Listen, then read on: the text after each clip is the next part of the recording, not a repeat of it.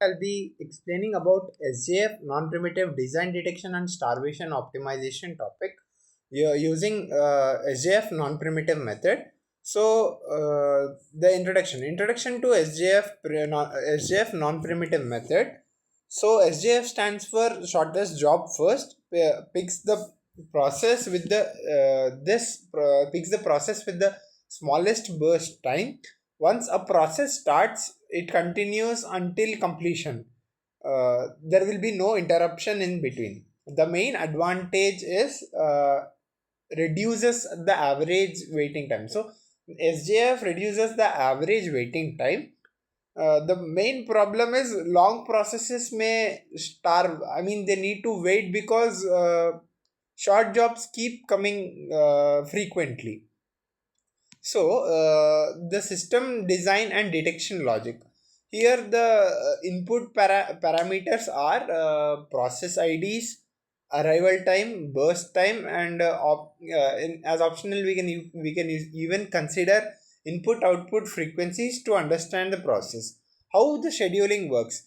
First, first sort process by the arrival time, then from available process it picks the shortest job and then run it until completion.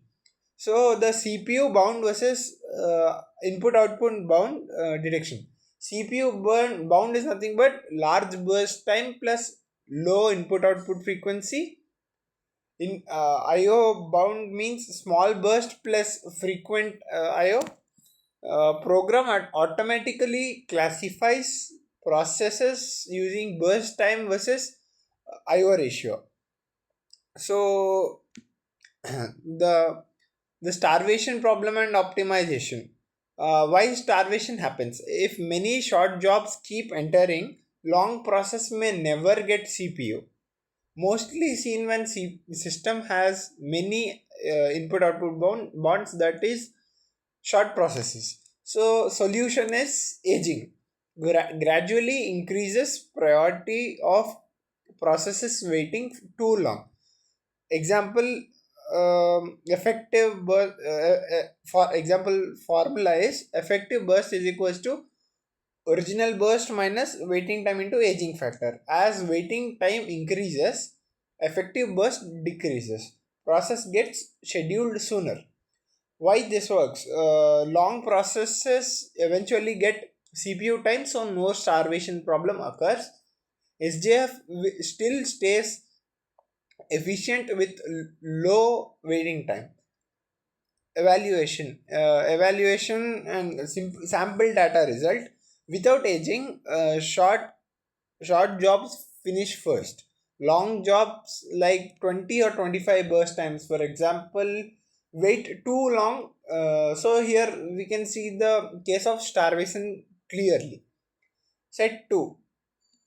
With aging, waiting increases, effective burst time become smaller, long processes finally get CPU. Waiting time increases slightly, but starvation is removed with aging. So mixed CPU and IO bound. IO bound processes still finish quickly. CPU bound processes also get chances due to aging. Overall balanced performance can be seen in CPU slash IO bound.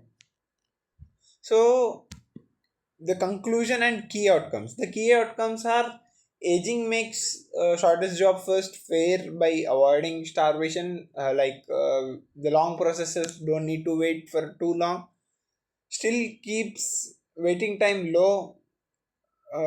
Correct CPU input output detection proves scheduling accuracy. So the final conclusion is SJF shortest job first non-primitive is great for minimizing waiting time and turnaround times. With aging, it becomes like more practical and starvation free, making it suitable for a real